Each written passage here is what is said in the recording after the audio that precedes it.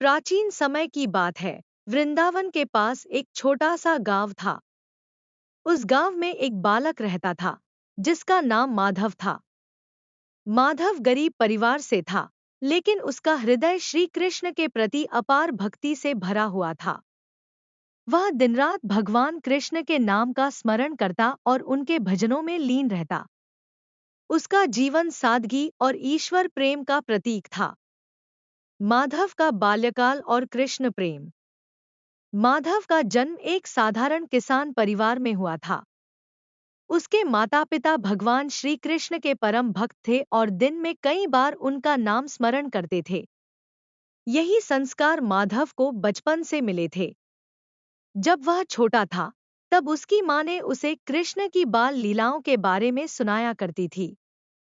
माँ बताती थी कि कैसे नटखट कृष्ण माखन चुराते थे और ग्वालों के साथ रासलीला करते थे। इन कहानियों को सुनकर माधव का मन भगवान कृष्ण के प्रति प्रेम से भर जाता।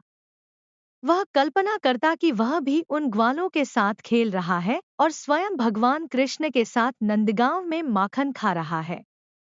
उसकी भक्ति इतनी गहरी थी कि वह घंटों ध्यान में बैठकर भगवान की मुरली की मधुर ध्वनि सुनने की कोशिश करता। गांव वालों की आलोचना। गांव के लोग माधव के कृष्ण प्रेम को समझ नहीं पाते थे।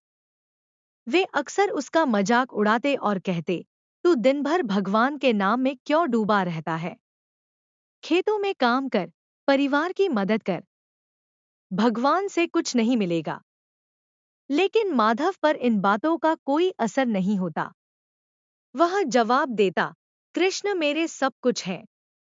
अगर उनकी कृपा हुई तो सब कुछ मिलेगा। कृष्ण दर्शन की लालसा। माधव के हृदय में एक ही इच्छा थी, श्री कृष्ण के दर्शन करना। वह सोचता, भगवान तो कहते हैं कि जो मुझे सच्चे हृदय से पुकारेगा, मैं उसके सामने प्रकट होऊंगा। इसी विश्वास के साथ माधव हर दिन यमुना किनारे जाकर भगवान से प्रार्थना करता।